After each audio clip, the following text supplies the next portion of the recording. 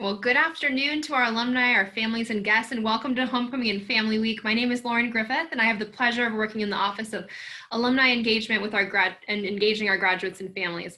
I will turn it over shortly to the leadership team in the Davis College of Business, but first I just wanted to go over a few housekeeping items before we dive in.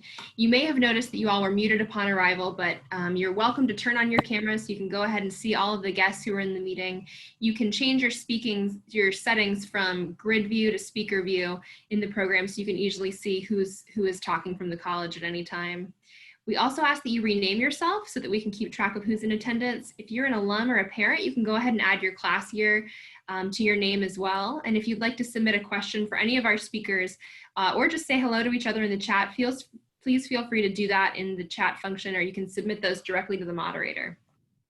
Lastly, this session will be recorded so we can share it with others who are not able to attend the session live. So now it looks like we have a few more people on the call. I'd like to welcome you all again to the Parade of Colleges. Parade of Colleges is just an opportunity to catch up with the leadership and learn what is new in the college and with its faculty. So as I mentioned earlier, there will be a Q&A at the end of the session. So please go ahead and drop in your questions in the chat as they come to mind, and we'll make sure that they are addressed after our conversation with the team from the Davis College of Business. At this time, I'd like to go ahead and introduce some of our guests on the call. Dr. Barbara Ritter joined JU in July of 2020 as the Dean of the Davis College of Business and Executive Director of Career Management. Prior to moving to Jacksonville, Dr. Ritter served as the Dean of the Wall College of Business at Coastal Carolina University. Joining Dr. Ritter on the call are a few other fan favorites from the Davis College of Business. We have Dr. Julius Demps, the chair of our management program, Dr. Angela Mattia, Associate Dean and Director of Graduate Programs, Dr. Doug Johansson, the chair of our Marketing and International Business program, and Captain Matt Toohey, director of our School of Aviation. So the leadership from the Davis College of Business have, again, prepared a really great program for you today. So at this time, I will go ahead and turn it over to Dean Ritter. Dean Ritter, take it away. Thank you, Lauren. Sorry, you're going to start the recording too. We're all set. Thanks for keeping us on track, Captain T. You do well at that. It's my pleasure to welcome you here for our Stay at Homecoming week. And we want to encourage you to engage with us, even though you've probably been zoomed out. And please enter information to the chat. Tell us where you are. Tell us how you're related to the Davis College of Business, whether you're a student, a parent, or an alumnus. We are so happy to have you here today. Let me first tell you a little bit about what's new in the Davis College. Well, the Dean, obviously. So Lauren, thank you for that introduction. I am so pleased to be here. I started on July 1, and I was surrounded by supportive faculty and staff, collegial environment with our president and our provost, as well as a community that welcomed me with open arms and is ready to help Davis College move forward. So I'm very pleased to be here, and I'm happy to be working with all of you. Of course, as you know, the Davis College is the only private business school within 100 miles of Jacksonville that is AACSB accredited. Recently, another point of pride is that we have achieved a maintenance of that accreditation, which speaks to the quality of our faculty and the quality of our curriculum and programs. So you'd be happy to hear that. You may also not be aware that in 2016, we began competing in the CFA Challenge. And this is over 1,000 teams competing. And lo and behold, we won the Florida region in 2017, 2018, 2019. And in 2018, we took the national prize. So something to be proud of if you're an alumnus, parent, or a student. In addition, our Student Managed Investment Fund, and look what they've done. You all may be encouraged to let them invest your money after you see these stats, where they've had over 11% returns through the time that they've started to invest their funds, from $200,000 to over $600,000. We've also added 2 new Redbird flight simulators in addition to our main simulator in our aviation school. You'll be happy to know our faculty's research has been cited by other scholars over 6,255 times since 2014. This is an impressive statistic that speaks to the reputation of our faculty in higher education. Finally, something you may not know is that our master's programs are all flex, which means students can have it their way where they choose to participate in person, virtual, and they can choose, depending on their class period, what is going to work best for them in our master's level programs. Other points of pride that we have here, we have growing aviation, even in this year of the pandemic. Our aviation program, our sports business program, they're up in undergraduate enrollment, and our graduate programs across the board are up. So we're very happy and we're very proud to have achieved this in this fall in particular. We, of course, continue to focus on creating that best teaching and learning environment, and our faculty are the very best, creating those interpersonal relationships and meeting each student where they're at. We maintain strong connections with our business community. We can see this by our advisory board participation, and we have a myriad of professionals that are highly committed to the Davis College. Of course, this is reflected in the fact that our EMBA program is 38 years strong. Our curriculum is practical and relevant. We see this over and over based on student feedback, and this is because of our strong relationships with the community. Finally, we see this extraordinary statistic that also plays out in this extraordinary connections we have with business, in that our placement rates for graduate school and employment are 90% at 6 months out, and our average salary is much beyond industry standard for colleges of business, $41,600 for undergraduates. What's to come? Well, we would like to maximize and strengthen our already strong relationships with the business community. We're under discussions to talk about how to do that for each of our students, whether that's more internship experiences or practicum and applied type activities, connecting the classroom to the business community. We have an enhanced co-curricular programming, which means that student programming that goes side to side with the course curriculum, where we will have VMOC, which is a program that will provide an artificial intelligence analysis of every student resume, and they can get immediate feedback based on their resume. In addition to leadership programming, enhancing communication skills, and lots of other events and opportunities for our students to engage in outside of their courses. Speaking of, we're also working on many innovations to our curriculum, which I think you'll see the results of in years to come. I would like you to hear not just from me, but also from the members of our leadership team. So we have with us today, we have Captain Matt Toohey in the School of Aviation. We have Dr. Angie Mattia, and she will represent accounting, finance, and economics, as well as graduate programs today. We have Dr. Demps in management and DSIM, as well as Dr. Johansson in marketing, international, and sport business. So why don't we go ahead, and I want them to have a chance to have the floor here. And I'm going to ask them a few questions, which I think will be interesting for our whole audience to hear about. Again, flexible, interactive, tell us where you're at, put it in the chat. If you have a question as we go along, we will be happy to attempt to address this. So put it in your chat box. All right, question one. We all know that the pandemic has changed the teaching and learning experience for students. What is the most interesting or creative change that you have seen in your area? Captain Toohey. Well, thank you, Dean. You know, it's interesting because teaching people how to fly is not necessarily an innovative thing. We try not to be too innovative because it's really the only way to do it. But when the pandemic started, we early on, we got with our flight partner, L3 Harris Airline Academy, and we started to figure out ways that we could keep flying in the face of the pandemic. I tell the story that, when this whole thing started, I was in a group of, an email group with about 30 other aviation programs in the nation. The first poll had about 25 of us still flying. By the time we stopped taking polls, there were only 3 of us left still flying. So we're very proud of the fact that we never shut down. And the reason we didn't is because we took an innovative approach to how we were manning our flight center. We started some very, very strict protocols out there, following both FAA guidelines, CDC guidelines, and just good old common sense, cleaning and screening and everything else. Interestingly, I also tell people, I think at this point it's easier to get in the basement of the Pentagon than it is to the JU Flight Center.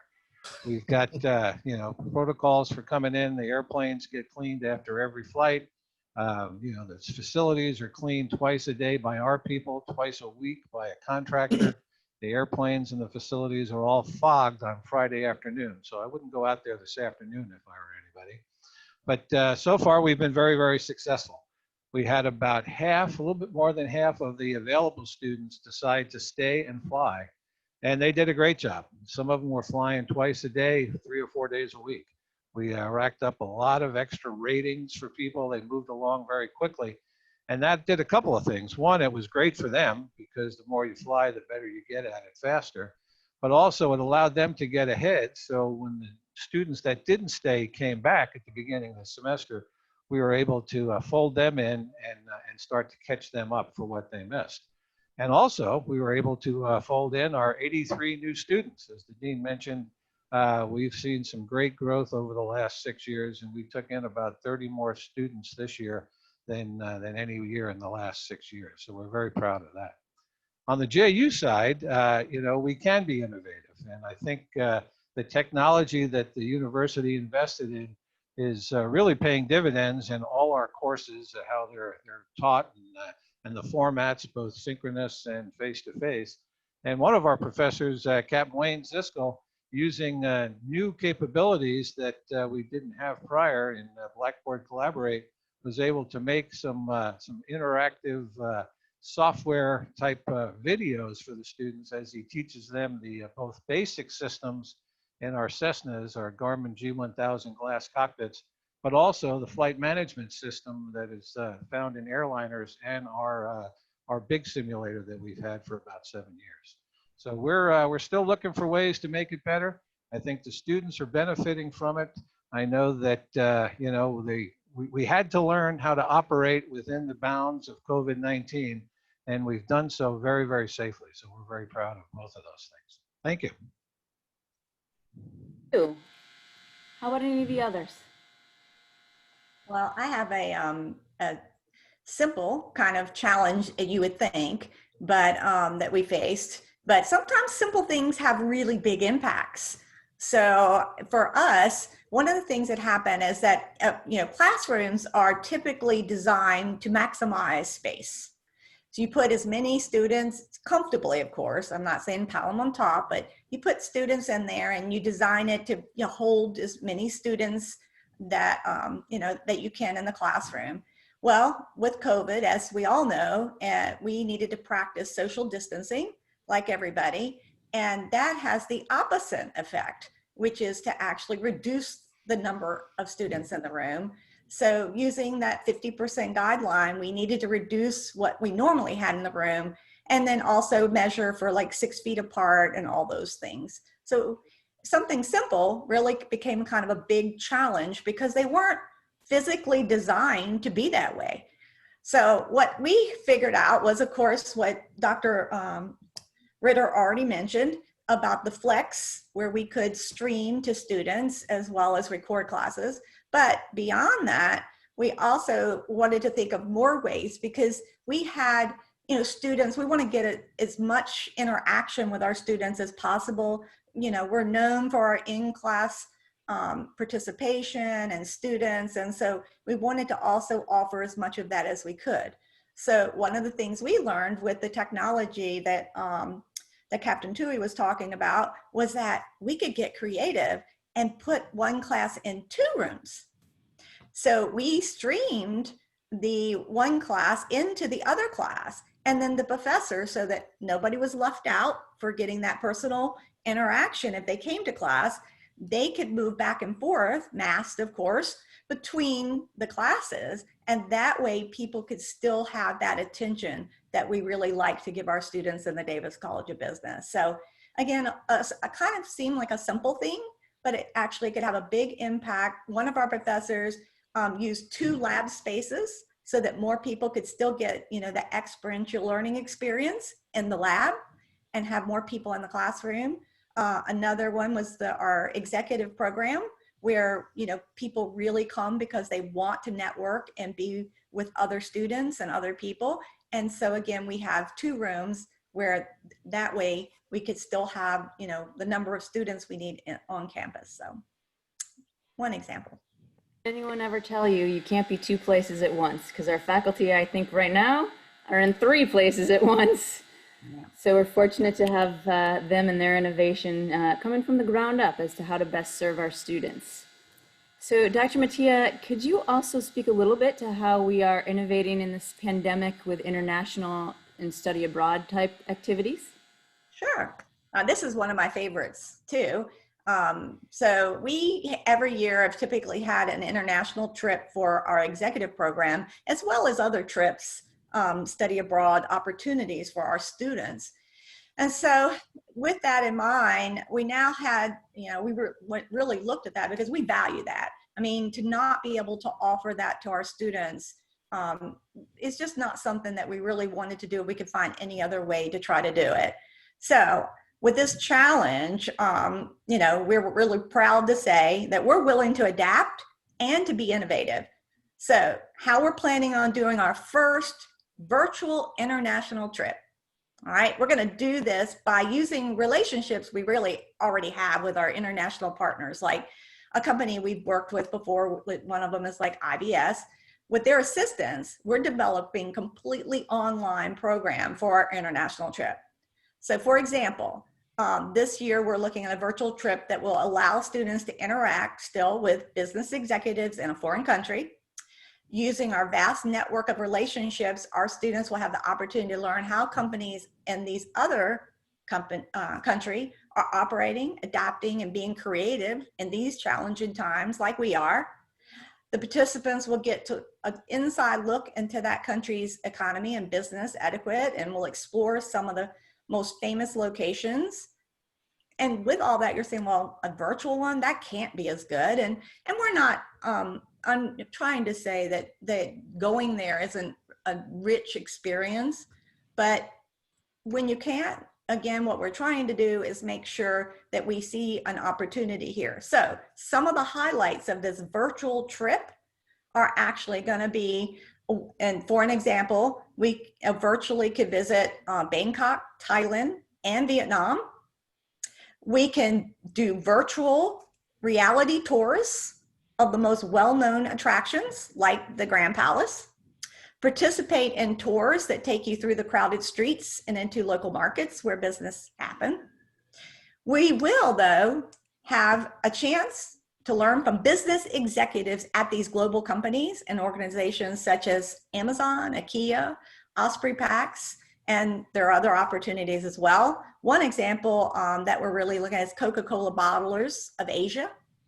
So, and how they do this is that it's not just watching a video. What they do is they'll still have assignments where they study these companies, and then they actually make presentations to the companies virtually. And then the executives at Coca-Cola Asia would have a live presentation and then offer them a question and answer session after the student and their presentation. So it's a lot of opportunity there still to really have a rich experience that's virtual. This is going to allow the students to view these international business practices and these variety of industries, including finance, marketing, economics, and more. And it still allows us to network with our global executives and like-minded students and university professors from other places as well.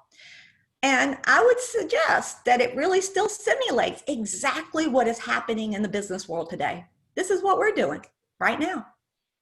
And so students are actually seeing another opportunity to be able to do that. So they'll get to see and ask questions about how those global companies are learning and responding to COVID as well, and discuss how global supply chain interruptions and these extreme shifts in the global markets and implications of working in a variety of industries have happened because of all the changes as we've got.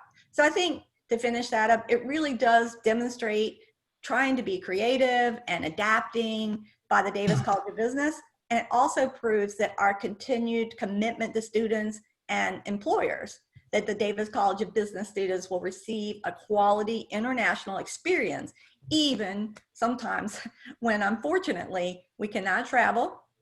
So by being one of the first universities in the country to participate in a virtual international experience, we still have a way that's important that we can still skill up while staying at JU.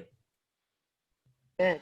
And we know the weather will probably be pretty nice if we're staying in JU, so nothing wrong with that.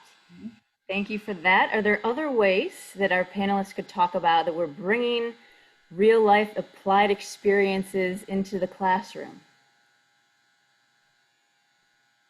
Well, I'll mention again, you mentioned it earlier, Dean, the 2 new flight simulators we got through the generosity of a donor. 2 small Redbird simulators that simulate our new airplanes at the airport. As some of you may know, we did a replacement program about a year and a half ago where all the old instrumentation in the airplanes is now gone, and all our aircraft at the airport now have up-to-date, state-of-the-art glass cockpits. So those 2 new simulators are equipped to simulate that Garmin G1000 instrumentation. And we found the students are really taken to it. They go in and especially the new students that may have flown before can practice at my favorite price point, free, to work with the new instrumentation to really help them at the airport. So I think that's certainly a great way that we're able to help with the students getting up to speed without a lot of personal contact. All right, Dr. Johansson, do you want to chime in here for marketing and Yeah, IB and sport? yeah, absolutely. First, one of the great things about homecoming is that you get to see people that you haven't seen for a while. And, usually it's nice to be able to see them like walking in the door at the River House, greeting the costs at the door, putting on your "Hi, my name is" sticker. But obviously, this is what remains for us now. But nevertheless, I see a couple of my former students on the call. I see Tony Bennett, so I want to say hi, Tony, while I get the chance. And I think Matt Dobbins I saw on the call. I remember Matt Dobbins from my MBA International Business class a few years ago. So, hi to those folks and welcome. And, for us, we really value engagement in my department. I think, obviously, in the Davis College of Business, we value engagement with the business community as a whole. I think it's one of our core values.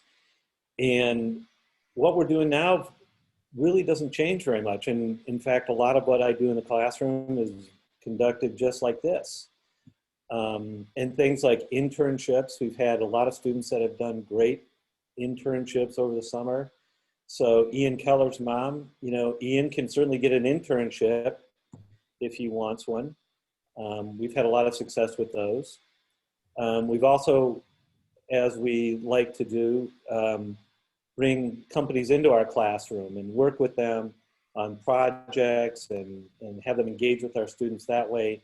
And of course, that's continued as well. So for example, we did, in my marketing strategy class, we did a project with Carlisle IT in the first 7 weeks of the semester. And we have a great project going with Total Wine. And this is my MBA class, by the way, so everybody's of age. Doing a great project on category management with Senior Vice President Jonathan Bennett at Total Wine. And these are always really meaningful experiences for our students. They learn so much, and it really becomes their education becomes just that much more nuanced as a result of being able to interact with business professionals in the classroom. And so that sort of thing is really continue the pace, and we are able to accommodate it using the technology that we have at our disposal. And hopefully that will continue to deliver the same kind of great student experience that our students have had in the past. So I also want to assure our parents, our students, and alums on the call that we continue to offer career management services even in a virtual world. So we're considering what we do in career management in 3 stages: exploration, when a student first comes in. They might not know what major or what particular career they might want to have 4 years from now.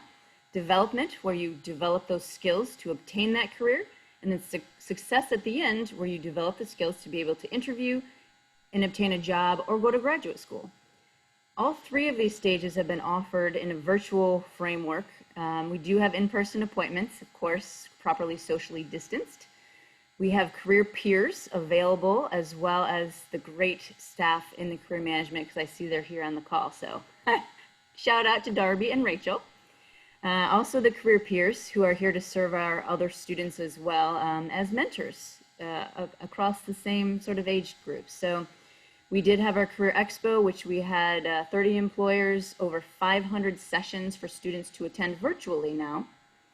That just happened on September 30th. We also have virtual appointments for that exploration stage. What do I want to be? And the development stages. So resume reviews as well as mock interviews are two examples of things we do virtually for the development stage. So career management continues to go strong. Let's go ahead and look at another question and see if our panelists have any stories they want to share of student success and perseverance during this time. Hello, everyone. But before I begin, I'd like to just recognize Dr. Ritter for joining us as the Dean of the Davis College of Business. I had the privilege and pleasure and privilege of being on the search committee that brought her to Jacksonville University. And we had a very extensive list of individuals who were well qualified, but she rose to the top. And I'm very proud to say that she was our first female dean in our college's history. That's very important. She's doing a phenomenal job. And Dr. Angela Mattia, who is doing a bang-up job of supporting her. Angie has helped Dr. Ritter with communication and bringing her up to speed with what's going on and things that have taken place from the historical part of the college. In terms of what's going on in the classroom, to piggyback off of what Dr. Mattia was saying, we are offering, for example, I have a leadership class that takes place on Mondays and Wednesdays. So we split the class in two. I have 15 that attend on Monday and 15 that attend on Wednesday. The classroom is live streamed and it's also recorded. And what's refreshing in terms of creativity is that, for one thing, students are able to download these lectures and class activities to their tablets, their cellular phones, and portable devices. So that's something that's new. In the way of creativity, that may not fall under innovation or creativity, I'd like to just give our students a big round of applause for the transformation that I've seen. They have owned the situation in terms of, we have alcohol wipes, a big tub of alcohol wipes on the corner of the podium in each classroom. And they have, without being prodded or poked or initiated, they have taken it upon themselves to wipe down the areas before and after classes. They sit apart.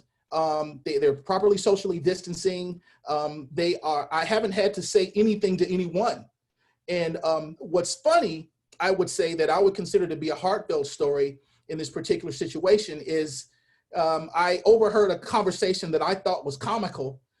During the first day of class, a group of women from the lacrosse team were jockeying for position and trying to figure out who was not going to attend class on the alternating days because they wanted to show up in person every day. So I thought that was funny, but I thought it was refreshing because it shows their commitment to the education that we're providing them. They have come to class. They want to come to class. Everybody who's not there, they're still participating live, synchronously. And it just really shows the dedication and commitment that our students have to the institution. Something else that has appeared to be odd to me, because I teach classes that begin on the 300 level all the way through the graduate program, is that I find it very strange that these 20-somethings still send me emails when they're not able to either meet in class or online.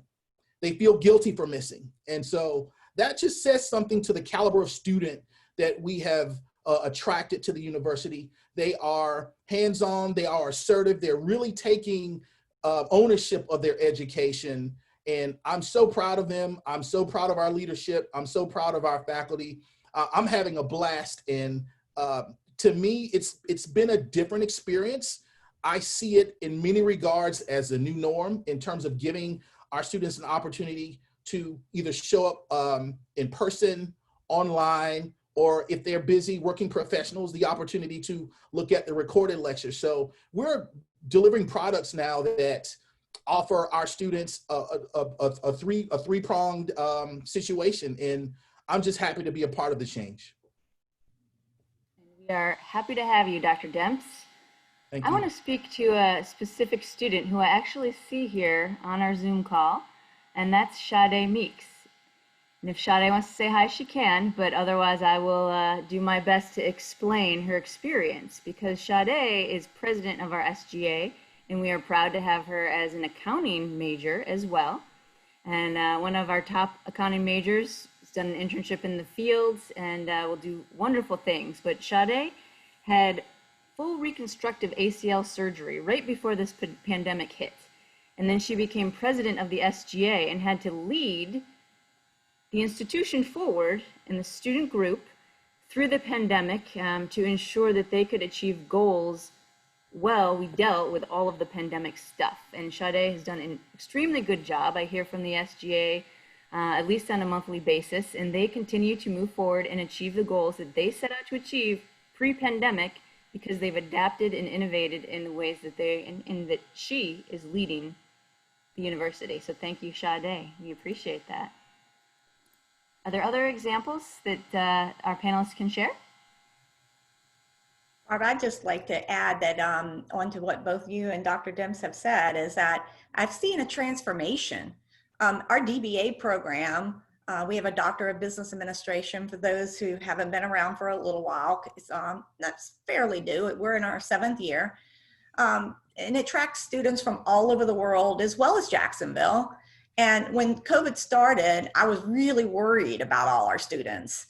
But this DBA group, I mean, it has special issues and on top of that, because these guys actually fly in, some of them, once a month to attend class in person because it meant that much to them.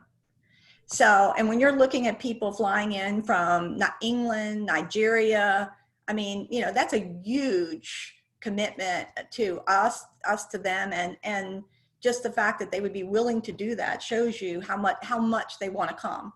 So when this happened and we went, completely virtual at first, and then even now they're not able to travel, it was very worrisome, I'm sure, for them and us.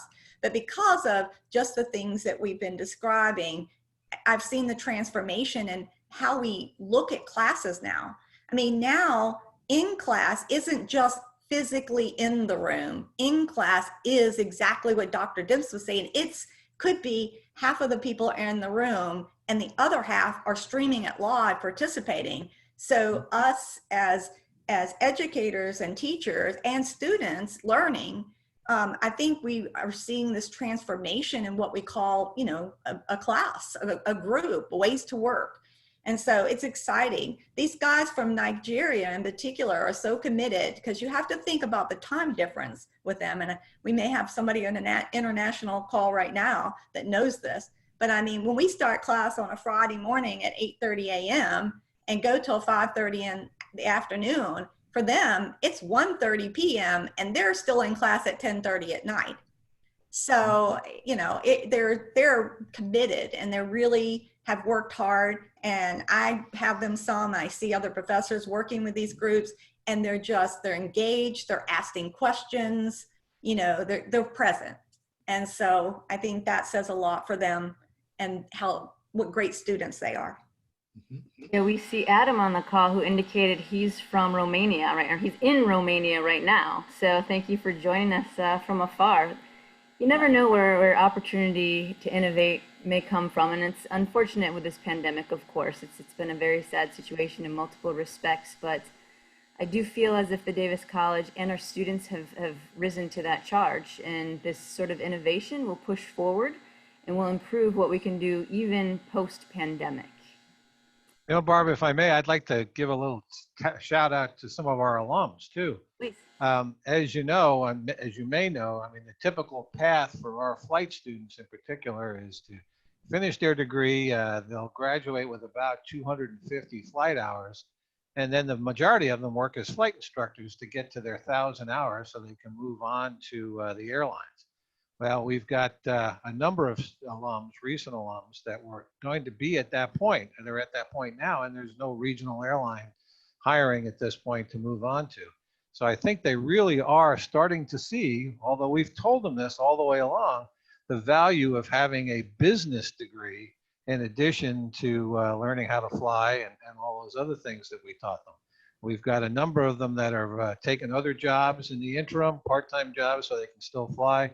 A good, more than a handful have already started taking master's programs. You know, one of the things that we see every day, we've got retired airline pilots said, "Well, I'd love to do what you guys do." First question we ask is, "Well, that's great. You got a master's degree?" And the answer is always no. So, and at that point in their lives, they're not willing to go get one. So I think our students are not only utilizing the business skills and the business background to get into good business programs in the interim, but they're also looking ahead. 35 years from now, they'll be able to do what we do, and can perpetuate great flight programs like ours. So I think that's a big benefit. And even though they're no longer students, some of them are coming back and they're going to be our students again. So we're very excited about that. Mm-hmm. That is the perfect lead into my next question, because my next question are what are some of the changes that are coming in the Davis College that we should be excited about and looking forward to? So why don't I keep you on the line, Captain Tui, and you can go ahead and start there. All right. Again, as some of you may know, about a year and a half ago, we started crafting a master's program for the aviation department, School of Aviation. And modeled on our Master of Science of Organizational Leadership. It's a Master of Science of Aviation Leadership. And, it's a combination of all the great things that they get in the MSOL program with some three graduate level aviation courses. So we're going to actually be kicking that off this spring, in an online format, which does a lot of good things. I mean, at this point, since it mirrors our MSOL, the students that are local will be able to come to class if they want to. But more importantly, when they do move on to the airlines, as they all will, the airline industry is not going away. This is a big hiccup, but as you could see from our numbers coming in, it's going to be fine again. They'll be able to finish online and still get that master's degree. So we're very excited about that. We're looking forward to getting the first few in there so we can start the clock, so we can get it ABI accredited like our undergraduate programs. And we think it's going to be a great addition to the aviation portfolio that JU provides to our students. Mm-hmm. Very good. Dr. Mattia, do you want to talk about some of the other things coming in our graduate programs? I'd love to. Well, I mentioned our DBA already. So I will tell you that we had postponed our DBA in the fall because of COVID.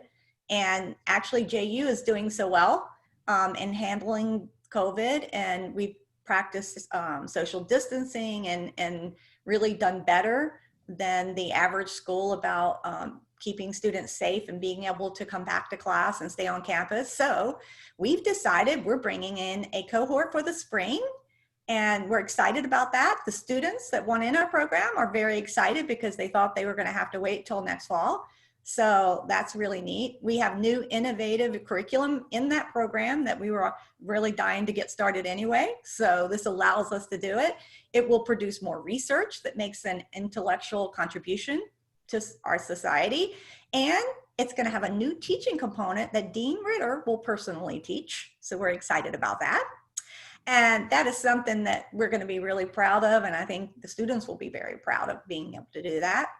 We have the new master degrees, which one of them, Captain Tui's already mentioned, that organizational leadership, and then that goes kind of along the same lines with the aviation leadership that way. And then we have also a business analytics degree, which is master's degree, which is awesome. We have what I like to call a refreshed EMBA. It's been great for 38 years, but this year we decided that it was time to do a little bit of updating because we really wanted to go and emphasize even more so than we have in the past, social responsibility, more experiential learning, and networking as well as experiencing and really understanding diversity. We think that's really important in our executive education. Then we've also redesigned our 4+1 program. And what that means is that this program is really for exceptional students with an undergraduate business or minor in a business administration, where they apply for what we're calling the Davis 4+1 grad to grad program. And they can apply for this actually as early as their freshman year. They can take up to 4 graduate courses, which is 12 credits during their senior year, which can count towards their undergraduate and graduate degree. What's this going to do for the students is allow students to earn an undergrad and graduate degree in 5 years. And everybody will like this. Cost of attaining the degrees is reduced significantly since these graduate prerequisites are taken and the undergraduate level up to 12 credits may apply to both degrees. So that's going to be exciting. Students who decide to not continue in a graduate program, say they decide, you know, they really do need a break or something happens to interrupt them continuing on, we still, they'll receive their bachelor's degree, of course, and they can still use their 12 graduate credits to re-enroll at a later date and come back to us, because we always want our alums back. And then the last thing on here is the 4+1 graduate students will have opportunities for the internships and experiential learning and job placement activities that Dean Ritter was talking about. That lasts for the 4+1, but we've also got dual degrees that include business analytics and more partnerships with health sciences. So the nursing MBA has proven very successful. We've had it a long time. And now we're also looking we've just started a informatics MBA dual degree, and we're in the early stages of investing a healthcare management MBA as well. And right now, this is interesting, 20% of the Davis College of Business graduate students are actually taking these dual degrees. And so that means they're getting 2 degrees at once in areas. And so these are just really kind of a few of the changes that we're really proud of. Thank you, Dr. Mattia. So one thing, since we do have, and I have the opportunity to speak directly to several of our alumni, is that we are also in the planning stages of an alumni mentoring program. So say hi, Rachel. I see you here on the call. Rachel Cohen is our Assistant Director of Events and Employer Relations and Career Management. And she is the brainchild, and she will be working on designing and implementing an alumni mentoring program for our students. So if you are interested, please do reach out. I'll share our last screen, which does have our contact information. At this time, do you think, Lauren, shall I ask another question, or do you want to see if we have any from the audience? Sure. I've gotten 1 or 2 that have been privately messaged to me, so I can go ahead and pitch those to you if that works. Unless you had one more thing that you wanted to talk about, that's fine as well. Well, let's be sure we get to the audience questions first, and then I can wrap back around and share some more things if we still have time. Sure. There was a question about the aviation simulator. Captain Tui, I know that that you all are kind of working on a campaign to update some technology there. Do you want to talk a little bit about that? Sure, I never miss an opportunity to talk about that. As many of you know, we're very, very fortunate to have a Category 5 flight training device, which is a cockpit of a CRJ 700 regional jet. Obviously, the bigger programs around the nation all have equipment like that, but it's a real differentiator for a program of our size to have that. We installed it about 7 years ago, so when you look at the technology that goes into a 7-year-old installation, it's probably a little older than 10 years. So we've got a wonderful system, Windows 7 system that could use a technology refresh. You know, a good example, the visual display portion of the simulator now uses 4 PCs. The new updated technology would use 1. So reliability standpoint, maintenance standpoint, and that sort of thing, it's really a great thing to do. Also, you know, 7 years of twisting knobs and pulling flight cables and that kind of stuff, we could use a little refurbishment there. So thanks to University Advancement, and I'll shout out to Andy Tutt, who's not only helping us with this, but also probably singularly responsible for the 2 Redbirds arriving as well. We're going to try to raise enough money to do the technology refresh. It's an ambitious goal. We're estimating probably about $80,000 to do that. I'm still waiting for the official quote. And we're hoping to be able to do that so we can do this refresh next summer and be ready to go for fall 2021. Interestingly, you know, as the number of students increase, so does the utilization of that simulator. You know, for a good example, we obviously use it for advanced systems and crew resource management classes, but primarily it was designed for and used for our jet transition course, which is our capstone experience for our flight students. And this semester, we're running 4 sections of that. For the spring, we're looking at probably 8 or 9 sections. So, you know, if you want to look at something at 10, want to look at something at 10 o'clock at night, come by the simulator room because there's probably going to be students and an instructor in there. So the more we use it, the more we really owe the program the responsibility of having it upgraded and refurbished. So if anybody knows of anybody that has an interest in aviation that would be interested in helping us with that endeavor, please, you'll see my contact information at the end of the presentation. Have them call me. Happy to discuss, believe me. Thank you. You are always happy to talk about aviation, aren't you? Of course he is. I've been able to overcome my innate shyness when talking about my program. Yes. Captain Tui, I think that it's also a question we get that people are interested in hearing more about the Delta Propel program. Oh, so sure. And that's go ahead and tell us about that. Sure, we are very, very fortunate again for, you know, I mean, for a program of our size, you know, and I'd love to take credit for this, but it's the students that we put out that have given us the reputation that allowed us to be one of the first programs in the JetBlue University Gateway program. There are 7 universities out of the nation in that program, and we've been in there since the inception of 2007.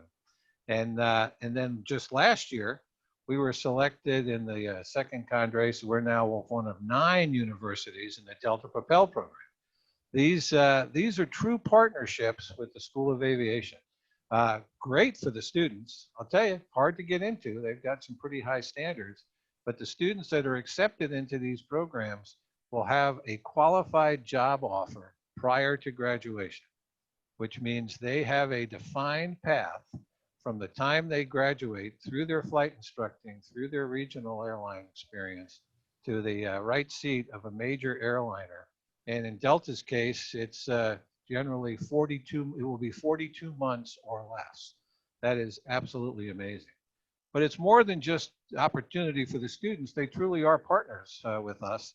A great example was under the good auspices of our Alumni and Family Relations Department. We had an alumni event on Tuesday, and one of our guest speakers was Dr. Nancy Hocking, who runs the JetBlue program. Coming up, we've got another Davis College career program coming up, and one of our speakers is going to be Mr. Kelvin Mason from Delta, who runs their Delta Propel program. So they are deeply invested in getting our students to where they want to be, and and again, I mean, again, would love to take credit for it, but I think the increase in our enrollment can be certainly in great measure attributed to our partnerships with both Delta and JetBlue.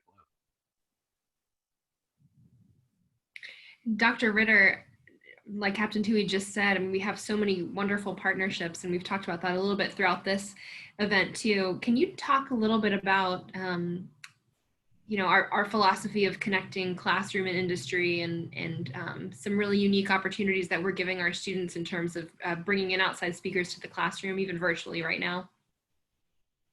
Oh, of course. We have endeavored to provide students with every opportunity that they would have had pre-pandemic. So our faculty are busy at work adapting their experiential learning activities. We're busy at work bringing in our speakers virtually in a format like this. And Captain Tui was talking about our virtual career conference. So we're not only bringing in, an individual speaker from Delta, but we're also bringing executive vice president from Total Wine, who happens to also be doing a project with Dr. Johansson, who's over here for me. He's in a box next to me. So clearly we are still capitalizing on the strength of those relationships. It's just a long time norm for the Davis College to do those applied projects, to ensure that our curriculum is relevant to what's happening in industry. And our partners and our executive advisory board members ensure that this will always be the case in a pandemic or not. So the projects become a little different, as has everything else, including homecoming. But nonetheless, the students will have every opportunity to engage inside and outside the classroom that they would have otherwise. Yeah, we've continued with our speaker series, which used to be all on campus. It's now a virtual one, but also on campus. And we've had great speakers already this fall. Our first one was from our executive advisory board, Tom Peterson. Our second one was a really great speaker. Our president, Tim Cross, spoke to our EMBA and DBA group on campus, as well as virtually to the graduate students. So, and they asked really good questions and were really engaged with that one. Then we have in November, we have two more speakers that will do a combination of virtual and on campus. So, so yeah, we're excited that we're really still giving those networking opportunities. So, I mean, we have, again, the gentleman I mentioned from Nigeria were asking questions during our virtual speaker series. So from all over the place to right there on campus, we had a lot of engagement. And I think you'll see this occurring in every single one of our majors. We've talked a lot about aviation because we love the School of Aviation. But there are a number of majors. You've heard already about our CFA Challenge. You've heard about the Student Managed Investment Fund. We have events like the Dolphin Pitch, which is an entrepreneurship contest where we're hoping to do this face-to-face, to be frank with you, with proper social distancing and health measures in place. But if not, we'll convert it to a virtual event where budding entrepreneurs can pitch their ideas and there are actual funds, monetary funds, to the winners. So all of these events are things that we're working on in every single major, whether it's virtual or in person, to ensure that the pandemic does not change the quality of the education that we offer. Great. I received a question from an alum as well, just about kind of growth in the college and which areas are sort of really blowing up right now. This year, we welcomed our largest class to JU. Can you talk a little bit about our growth areas in terms of enrollment to the college? Sure. So if you look at the fall semester in particular, aviation, as we've said a few times, aviation still remains a popular field. It really does. We have a very strong program that's recognized. Sports business was also a growth area for the Davis College this year.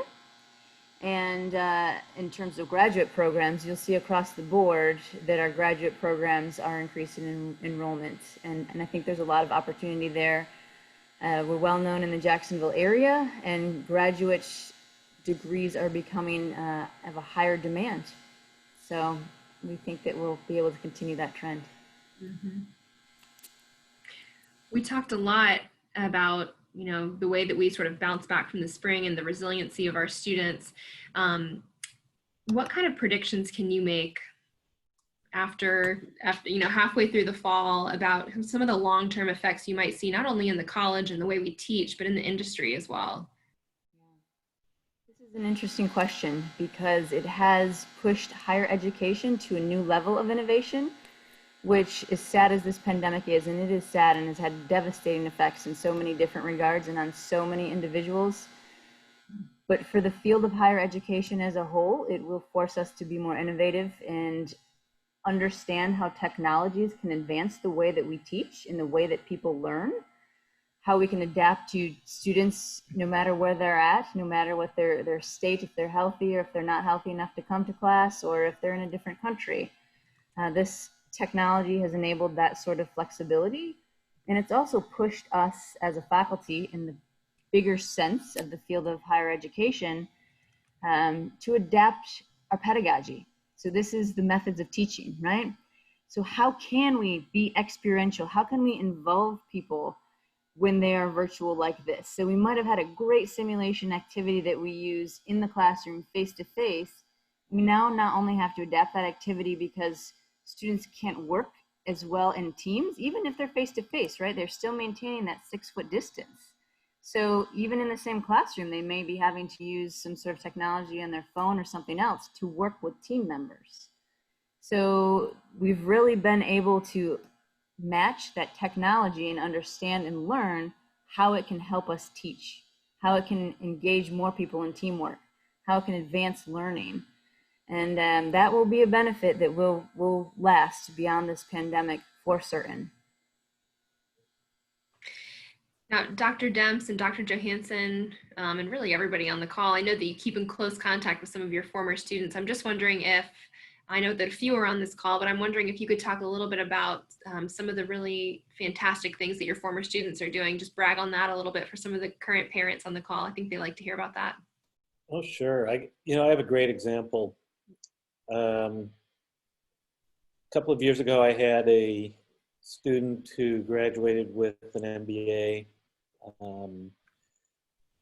He's got a background in consumer goods and services marketing. Went to work for a company called Carlisle IT, and he's managing their global sourcing operation. And earlier this year, he reached out and said, I really got a lot out of what you did in the classroom.